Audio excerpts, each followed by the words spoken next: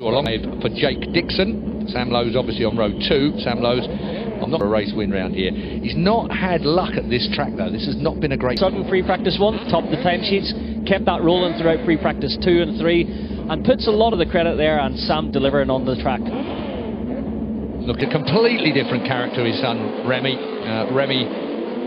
Good kid. We all like Remy a lot, and been very, very close. He's, I think, closest time-wise I've seen him in a Grand Prix, Michael, throughout his career so far. In practice sessions he was jumping up into the top 3, so that'll give him confidence today if he can get this, possibly adjust the setup for next week and then improve again. This is going to be his second visit to this racetrack in race conditions, and he gets to do it all again next week. Up in about an hour's time, but really the clouds are building around the Styrian Hills. Best ever qualifying, middle of the second row. Aaron Canet on the 44 bike. Keep an eye on him here. It's the Grand Prix of Austria.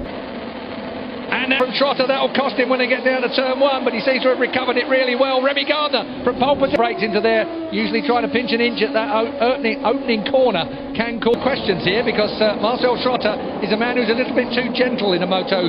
And Tom Ludy, a little bit of a coming together. It cost Sam a few positions. I think he's showing his 7th there on your timing screen, but he's not going to want to see the Jorge Martin. Jorge Martin's got good pace, the 22-year-old. If he can get away, Moto2, it's under Marini. So Marini on the VR46 machine goes back a place, and answering my question. Marini, Sam have all had the pace this weekend, but they look up the road. Perfect first lap from Jorge Martin, made that overtake into turn 1. Gas that fraction earlier than everyone else and you lose time. A little bit frustrated I think from Remy Gardner.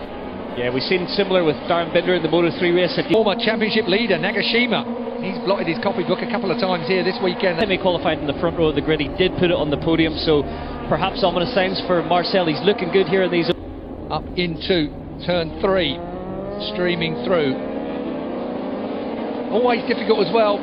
Full tanks make a massive... It's not easy. No, exactly that. They will have tried a full fuel tank in morning warm-up, but it's always different that first... It's got KTM on the side, but it's a Calic chassis. KTM pulled out of the Moto2 development to concentrate on, but it being a Calic chassis, which is generally the favoured chassis, I'm wondering whether the speed up is going to be able to... Enea Bastianini has dumped it out of turn 1. Get out of there, Enea. Oh, that's bad. Red flag's coming out for sure on that one.